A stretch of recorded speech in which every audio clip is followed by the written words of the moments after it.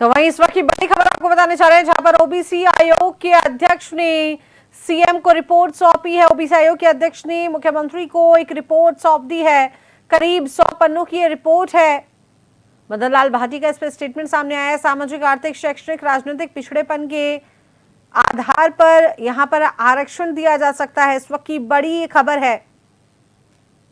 OBC आयोग के अध्यक्ष ने मुख्यमंत्री को ये रिपोर्ट सौंप दी है। आरक्षण से जुड़ी ये बड़ी खबर है, जिसमें 100 पन्नों की ये रिपोर्ट है, जिसे मुख्यमंत्री को सौंप दिया गया है। खबर पर विस्तार से जानकारी साझा करने के लिए हमारे साथ संवाददाता सुदर्शन सिंह शेखावत फोन लाइन पे हैं। सुदर्शन, बड़ी खबर इसे कहा जा सकता है, ओबीसी आयोग ने 100 पन्नों की रिपोर्ट सौंपी है मुख्यमंत्री को। क्या कुछ खबर को लेकर अपडेट है? देखिए, अगर हम कहें लीजा, सबसे बड़ी खबर यही है कि बहुप्रतीक्षित ओबीसी आयोग की जो रिपोर्ट थी वो सरकार को सौंप दी गई है। राजस्थान ओबीसी प्रतिनिधित्व आयोग ने मुख्यमंत्री भजनलाल शर्मा को ये रिपोर्ट सौंपी है, जिसमें अगर हम बात करें तो पूर्व जस्टिस और ओबीसी आयोग के अध्यक्ष मदन भाटी पहुंचे मुख्यमंत्री कार्यालय में, सीएमआर, और वहां पर ये रिपोर्ट को सौंपी गई मुख्यमंत्री निवास। इसके बाद में वो पंचायती राज भवन जो जवाहरलाल नेहरू मार्ग पर है, वहां ओबीसी आयोग के कार्यालय में भी पहुंचे और वो मीडिया से भी मुखातिब हुए।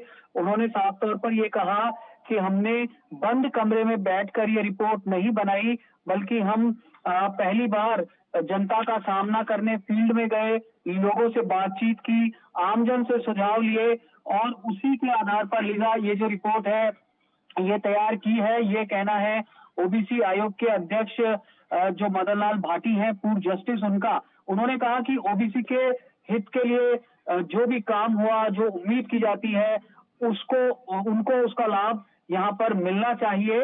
और अगर हम बात करें स्थानीय निकाय, शहरी और पंचायती राज के निकायों में ओबीसी को रिजर्वेशन कितना मिलना चाहिए, क्यों मिलना चाहिए, इसको लेकर उनका कहना था कि उन्होंने सरकार को रिपोर्ट सौंपी है और अब आगे सरकार को तय करना है कि इसमें आखिर क्या करना है।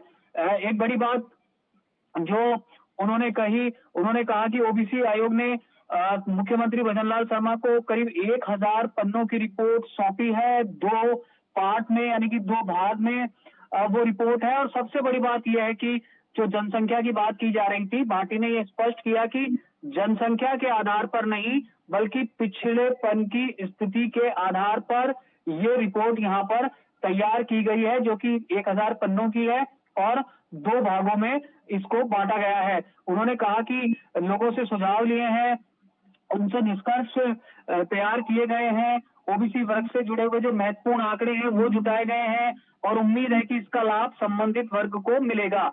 साथ साथ में उन्होंने ये भी कहा कि कौन से वार्ड आरक्षित किए जाएंगे, इसका निर्णय सरकार और प्रशासन को करना है। ये भी बात उन्होंने यहाँ पर कही। 76,85,000 परिवारों का ये सर्वे किया गया है, ये भी एक बहुत बड़ा आंकड़ा है। सभी राजनीतिक दलों के प्रतिनिधियों से भी चर्चा की गई है और सुप्रीम कोर्ट के निर्देश पर इस आयोग को यहाँ पर बनाया गया था। लीजा, बहुत शुक्रिया सुदर्शन, तमाम जानकारी साझा करने के लिए, जुड़ने के लिए। सुदर्शन हमारे साथ जुड़े थे। फिलहाल आपको बता दें, ओबीसी आयोग के अध्यक्ष ने मुख्यमंत्री को ये रिपोर्ट जो है वो सौंप दी है। अब देखने वाली बात यह है कि ये रिपोर्ट जिस आधार पर तैयार की गई है, अब उसमें आगे क्या भविष्य में इसमें आरक्षण से जुड़े निर्णय लिए जाने वाले हैं, क्योंकि इसमें जनसंख्या के आधार पर नहीं, पिछड़ेपन के आधार पर कि कौन सा वर्ग सबसे ज्यादा पिछड़ा हुआ है, उस आधार पर इस रिपोर्ट को